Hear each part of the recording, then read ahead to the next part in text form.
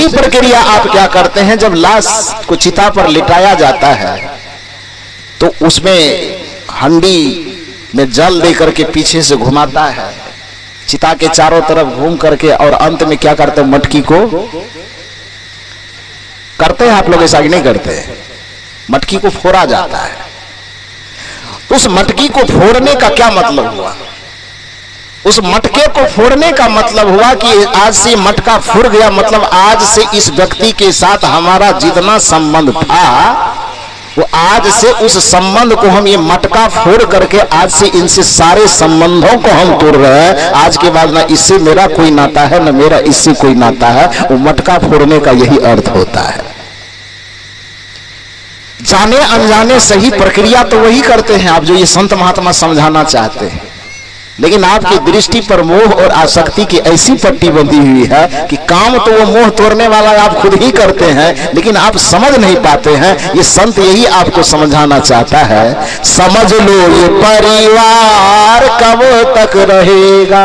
एक दिन आपके लिए भी तो सरसों छीटा ही जाएगा कि जो आपके मरे, सोचिए कि ये संसार आपके लिए क्या करता है, कितना अपना है वो आपका, कि जो मरने के वक्त में छाती पीटता है कि है मेरा बेटा है, मेरा नाती है, मेरा पति है, मेरा पत्नी, चाहे जिस भी मजबूरी में हो, लेकिन 13 दिन के बाद जब टेबल पर आप ही के मरने का भोज खाता है तो बारीक से कहता गरम गरम है कि नरम वाला, थोड़ा लाइए प्लेट। गरम और नरम जिलेबी और पूरी की मांग करता है। तो संसार की मोहब्बत का इतना ही दस्तूर है। जब आप मरते हैं, मरने के बाद की कुछ प्रक्रिया ऐसी है जो आपके संबंध को पूर्ण रूपेण उस परिवार से विच्छेद करने वाला हो। अब करते हैं आप, भले ही उसको समझते हैं कि नहीं समझते, लेकिन करता तो सब कोई है। क्या करता है? जिस समय आदमी लाश को 4 आदमी उस सचड़ी पर बोझ करके ले जाता है नदी के किनारे जलाने के लिए, तो उसमें 2-3 प्रक्रिया ऐसी करता है आदमी जो यह सिद्ध करता है कि आज से इस आदमी से, इस परिवार का कोई लेना देना नहीं है। उसमें कौन कौन प्रक्रिया करते हैं जाने चाहिए? हाँ, पहला प्रक्रिया क्या करते हैं? पहला प्रक्रिया जब उस लाश को लेकर के जाता है तो कहीं कहीं सरसों छींटने का प्रथा है ना? छिटले जाता है घर से लेकर के आधा घाट तक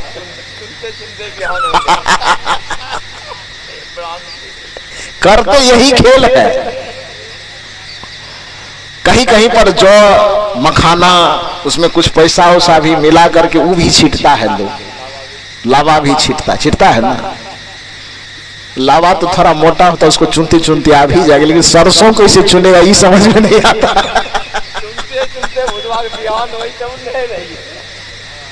तो ये प्रक्रिया जो आप करते हैं, क्यों करते हैं? इसके पीछे का सोच क्या है? सामाजिक मान्यता क्या है इसके पीछे? इसके पीछे मान्यता यह है कि जो मरने वाला जा रहा है कदाचित लौट करके फिर हिस्सेदारी मांगने आ भी जाए कि सर्वे हो रहा है, एक तो सिग्नेचर हमारा भी होना चाहिए। हे भगवान, ऐसी नौबत कर देना कि कभी दोबारा लौट करके हिस्सेदारी मांगने नहीं आवे। परंपरा यही है ना जी।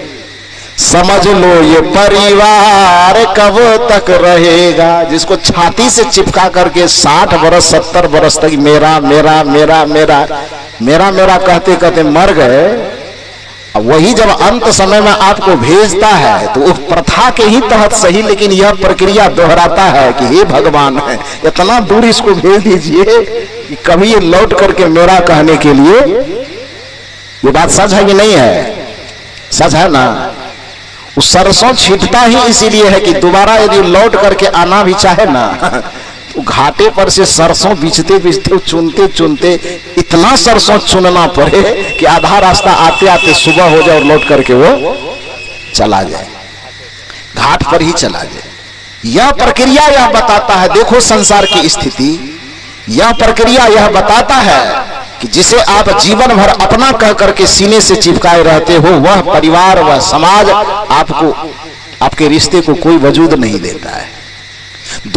एक दिन ऐसा होगा कि आपके लिए भी मटका फोड़ा जाएगा, जिसको भेजिए दोबारा लौट करके नहीं आवे, नहीं तो हिस्सेदारी मांगेगा।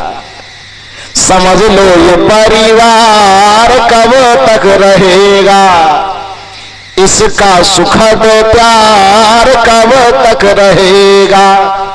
जो माना है अधिकार, सवाल आप ही से है, जो माना है अधिकार कब तक रहेगा। जब तक सरसों नहीं छिटा गया तभी तक। जो माना है अधिकार कब तक रहेगा, नहीं समझ पाना महामूढ़ता है। दूसरा सवाल इस संतों का आपसे है, जहां रह रहे हो निकलना पड़ेगा।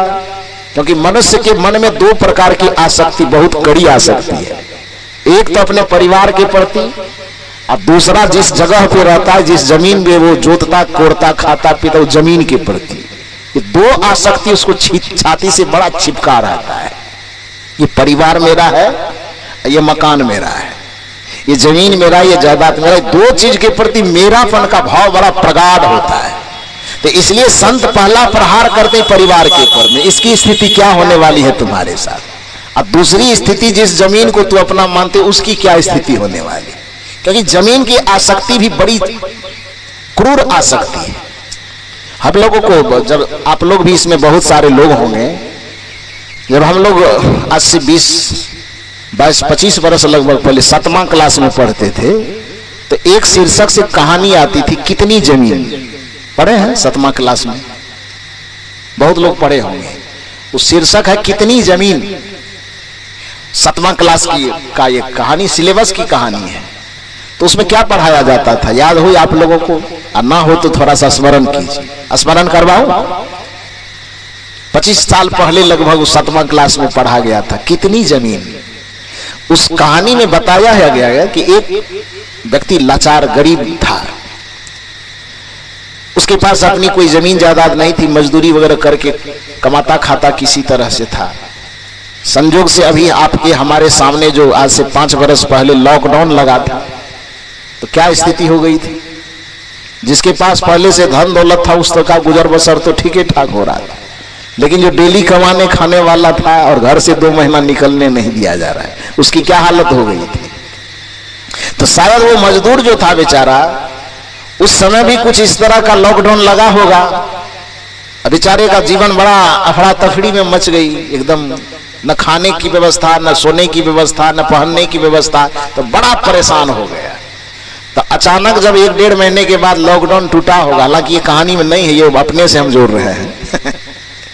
तो जब वह स्थिति आई होगी, तो एक दिन क्या हुआ, वो राजा के पास गया और राजा से निवेदन किया कि चूंकि हम मजदूर हैं और यह अभी जो ये महामारी आई, तो ये स्थिति ऐसी पैदा कर दी कि लगा कि मजदूर का कोई अस्तित्व नहीं है, तो हम थोड़ा किसान होना चाहते, आत्मनिर्भर होना चाहते। आप राजा हैं, आप हमें जमीन का कुछ टुकड़ा दे दीजिए,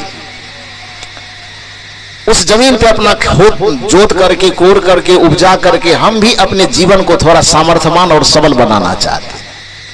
तो राजा ने कहा कितना जमीन दे दें, शीर्षक है कितनी जमीन। तो राजा पूछता कितनी जमीन दे दे। आदमी बड़ा चालाक था, गरीब खाली धने से गरीब नहीं था, बुद्धियों से गरीब था वो। क्योंकि एक चीज तो पूरी दुनिया घूम करके हम समझ चुके हैं, हम अपनी बात बताते कि सचमुच में कोई भी आदमी इस संसार में अमीर होता है या गरीब होता है, तो धन और दौलत से वो बाद में अमीर और गरीब होता है, पहले वह अपने संस्कार से अमीर गरीब होता है। जिस आदमी को इस दुनिया में धनवान होना हो, जिस आदमी को विद्वान होना हो, जिस आदमी को महान होना हो, तो बाहर में प्रयास बाद में करे, पहले अपने संस्कार से धनवान होना सीखे, तभी वह धनवान हो सकेगा। ये दुनिया घूमने के बाद मेरे भी समझ में आ गई है। दुनिया घूमने के बाद हम भी यह समझ पाए हैं कि जो व्यक्ति संस्कार से पहले महान होगा, वही धन से महान हो सकता है। जो व्यक्ति पहले अपने संस्कार और चरित्र से, विचार से महान होगा, वही व्यक्ति दुनिया के ऐश्वर्य को भोगने वाला हो सकता है, ऐश्वर्यशाली हो सकता है। अन्यथा यदि किसी कारण से किसी को धन मिल भी गया, संस्कार उसका गिरा हुआ है, तो वह ज्यादा दिन तक धनवान बना नहीं रह सकेगा। क्योंकि स्वामी विवेकानंद ने कहा है कि ऊंचाई पर पहुंच जाना किसी भी तरह से संभव है, लेकिन ऊंचाई पर सब दिन टिके रहना यह किसी भी प्रकार से संभव नहीं है। हो सकता है चोरी करके, बेईमानी करके, शैतानी करके, लूट के, डकैती करके भी कोई धनवान हो सकता है, लेकिन वह सदैव धनवान बना नहीं रह सकता है। यदि एक धनवान व्यक्ति को भी सदैव धनवान बने रहना है तो उस जगह पर, उस धनवान की स्थिति पर टिके रहने के लिए चरित्र की आवश्यकता, संस्कार की आवश्यकता पड़ती है। हो सकता है कि कोई अपनी नसीब से बहुत ज्यादा एक बार में उछाल मार करके ऊपर उठ जाए, कोई कारण हो सकता है, लेकिन यदि उसमें वह संस्कार नहीं होगा उस चीज को मेंटेनेंस करने का, वैसा विचार पवित्र ऊंचा नहीं होगा। क्योंकि एक बात मुझे हमारे देश के भूतपूर्व प्रधानमंत्री अटल बिहारी वाजपेयी जी की बड़ी सुंदर पंक्ति याद आती है, और अक्सर मैं इस पंक्ति को दोहराया करता हूं कि टूटी हुई रीढ़ से कोई खड़ा नहीं होता। किसी आदमी की रीढ़ की हड्डी टूट जाए और वो चाहे कि हम बढ़िया से खड़ा हो जाए तो होगा। वाजपेयी जी बड़ा सुंदर पंक्ति लिखी, प्रधानमंत्री तो थे ही, लेकिन साथ साथ वो एक कवि भी थे, विचारवान व्यक्ति थे, दार्शनिक माइंड का आदमी थे।